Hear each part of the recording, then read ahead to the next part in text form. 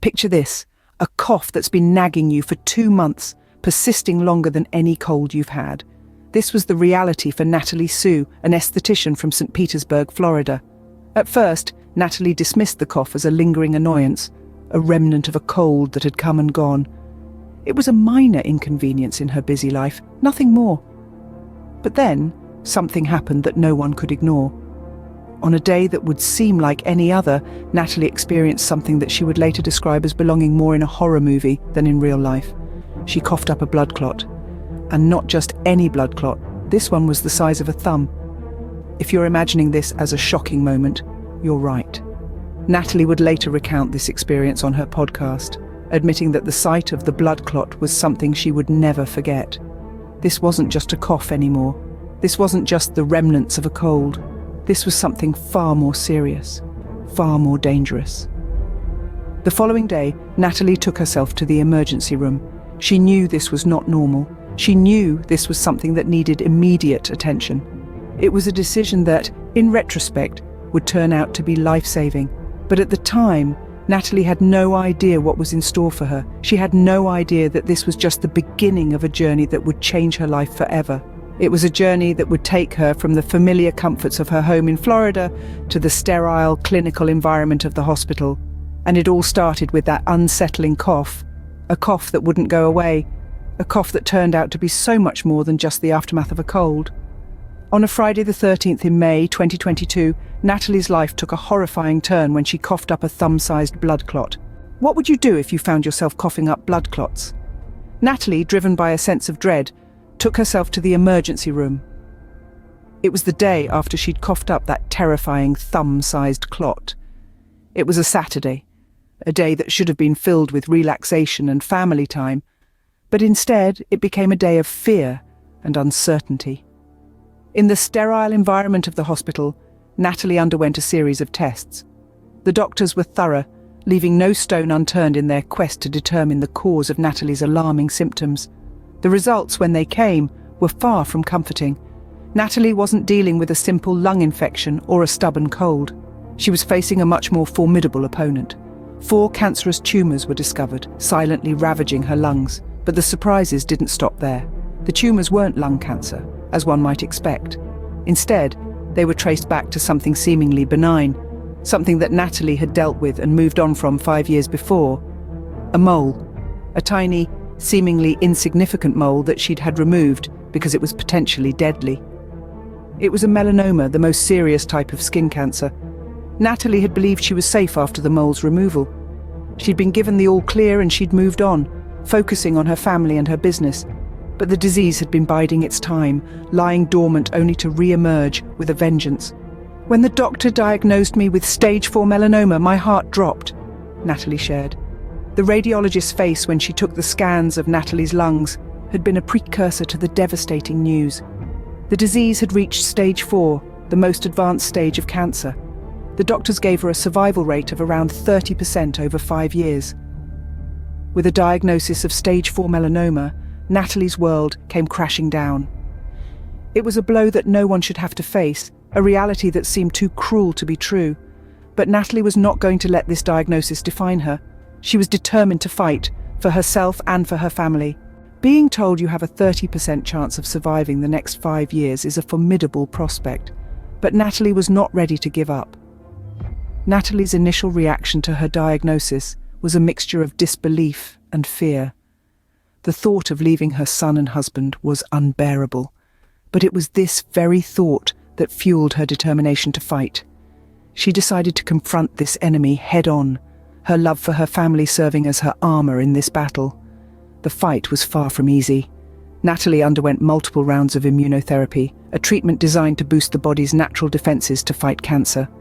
It was a grueling process, one that often left her feeling weak and drained. But Natalie held on, her resolve unbroken. She also endured 6 months of high doses of steroids, a treatment known for its harsh side effects. Her body was under attack from both the disease and the treatments designed to fight it. She was hospitalized for possible liver failure, a complication that added another layer of fear and uncertainty to her already tumultuous journey. But Natalie was a fighter. She refused to let the disease control her life. She continued to run her beauty spa and take care of her son, juggling the demands of her business, her family, and her health.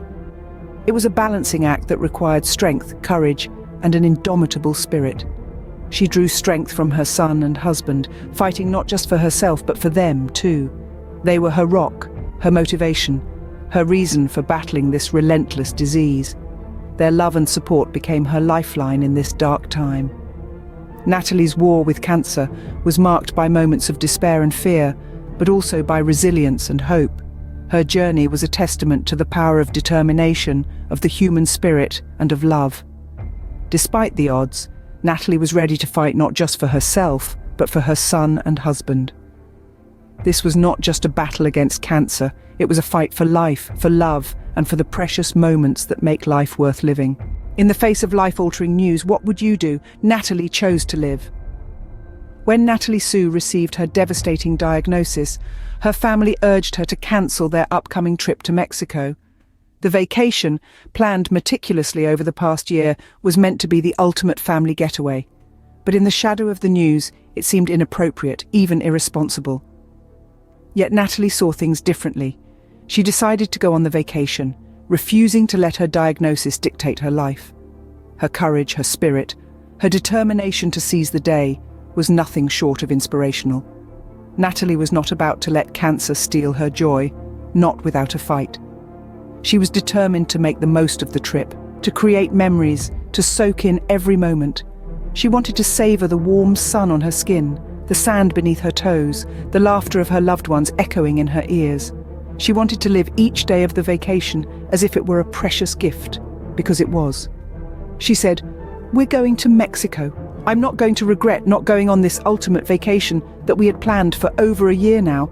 We're going to have the best vacation ever, and I'm going to enjoy this vacation like it's my last because I don't know what is to come and I don't know what's going to happen in my future." Her statement was not one of despair, but of defiance. It was a testament to her strength and her unwavering resolve to live fully, no matter what. She chose to face her fears head-on, to embrace the uncertainty, and to make the most of the time she had. This vacation was not just about escapism, it was about living in the moment, about celebrating life despite the odds. It was about choosing joy over fear, hope over despair, life over death. It was about making unforgettable memories, not knowing what the future held. Natalie chose to make memories, not knowing what the future held. Natalie's story is not just about a shocking diagnosis, it is about the power of resilience. It's a tale of determination, of a mother, a wife, a business owner, who didn't let the spectre of a grim prognosis dictate her life. Natalie's journey is a vivid reminder of the importance of regular health checkups and early detection. Had it not been for her persistent cough and her decision to seek medical attention, her story might have been different. Natalie's resilience in the face of adversity is truly inspiring. She was given a 30% chance of survival, a number that would shatter the spirit of many. But not Natalie. She chose to fight, she chose to live. She chose to embrace every moment with her family. Her resilience wasn't just about battling the disease. It was about living her life on her own terms, even in the face of a life-threatening disease. She went on that family vacation, not knowing what the future held, but determined to make the most of the present. Natalie's story serves as a beacon of hope for others undergoing similar experiences. Her courage and resilience shine through, inspiring others to face their battles with the same spirit. Her life is a testament to the power of resilience, a testament to the strength of the human spirit. Her story reminds us that resilience is not just about surviving, it's about thriving.